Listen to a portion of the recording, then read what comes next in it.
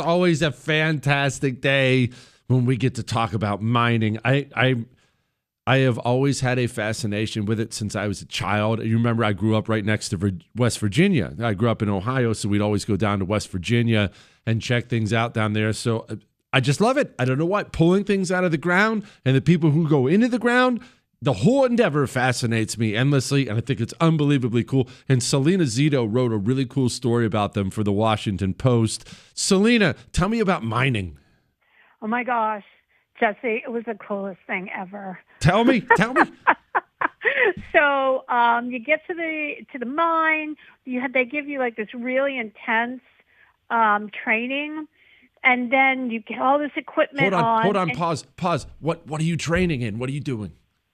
Oh, we're learning all about safety. I mean, the amount of measures that they put in place so that you are safe in that mine. We're going 1,200 feet down, right? Whew. The amount of safety measures that they put in place every couple of feet so that no miner is isolated, not found. There's tracking systems. There's AI. There's breathable apparatus, hard hats. I mean, it is like state-of-the-art, like spaceman astronaut stuff. So it's pretty cool. And I got to put my steel-toed boots and fire retardant overalls on. But then you get into this freight elevator, sort of like the kind you see if you get on the wrong elevator at the hospital. You know, it's like oversized and opens up both sides. And it's pristine inside. And you're like, what? It's just like all steel and shiny. And you go down. It takes 2 minutes to go down 1,200 feet. 2 minutes? Yeah, 2 minutes. Okay. And you get down there, and there's a double set of doors to go through, and that's to keep everything safe in case there's something happens. Hold on, pause. How does that keep anything safe? Well, because one can shut if you need to block off bad air or fire in the mine. All right. And so then you get on this thing. It's called the man trip, and it basically looks like the tram car at the boardwalk. And you go. We went 3 counties deep. We crossed 3 counties. The last coal mine we went into, we crossed from into West Virginia and Ohio. But this one, we stayed into Pennsylvania, and we went to the long wall. The long wall is this crazy machine that cuts out in layers, like big jaws of 3 miles long and 2,000 feet wide, and just cuts into the coal seam.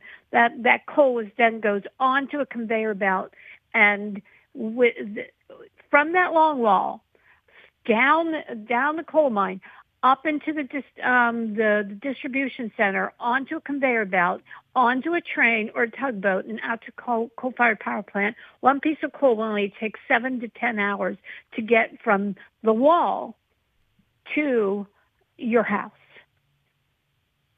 Isn't that crazy? Seven to 10 hours. It's crazy.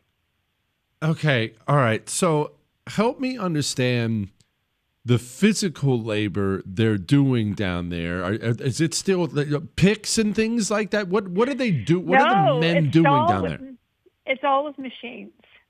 I mean, they might have to move something with a shovel, but there's no picks and there's no donkeys.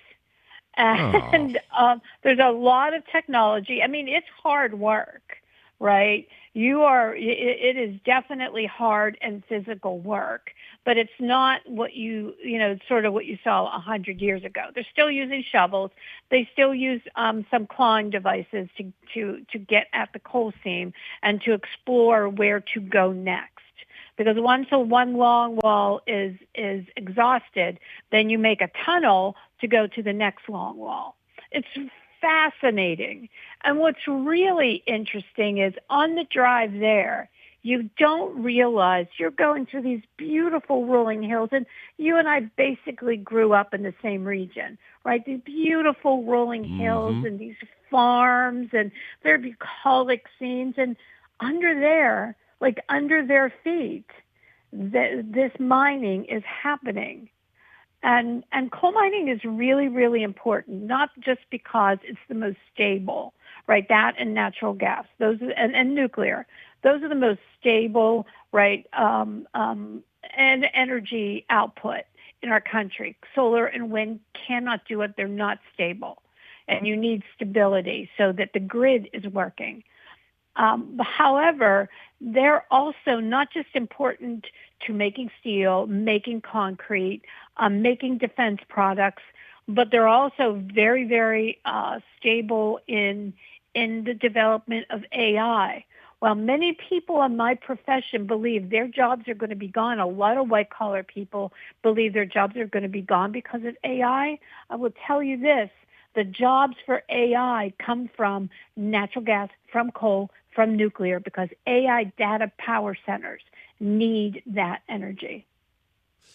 Speaking with Salena Zito, wrote a fascinating piece for the WAPO about mines and mining. Okay, Salena, I have a couple really nerdy questions, and I know you're going to make fun of me, but I don't care. No, I'm not.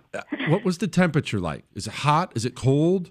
Oh, it's a really nice, like a comfortable 65 degrees.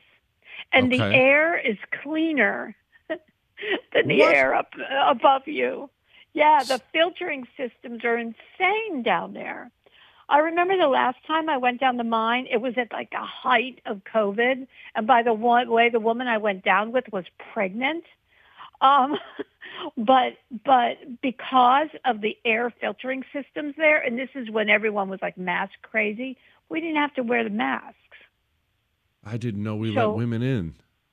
Okay. Oh yeah. It's about, I think it was 17% of the population. And here's what's the other thing that's really interesting. By the way, I texted you a gift link to the story so that all your listeners can, if you want to tweet it, all your listeners can read it and they can see like these great photos, right, in the story. But one of the things that is also, kind of interesting down there in the mine is I'm talking to these guys, like 3 of the guys that are down there like had PhDs.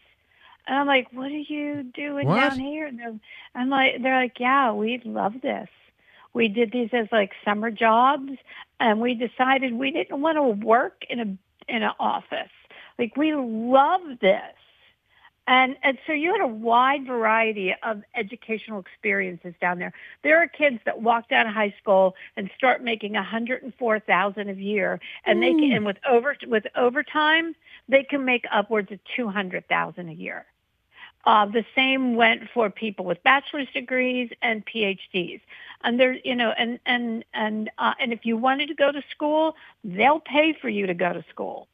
And it's a really great industry. It's a very, very safe industry, much different than what people think it is. And their focus on safety is just something to be seen.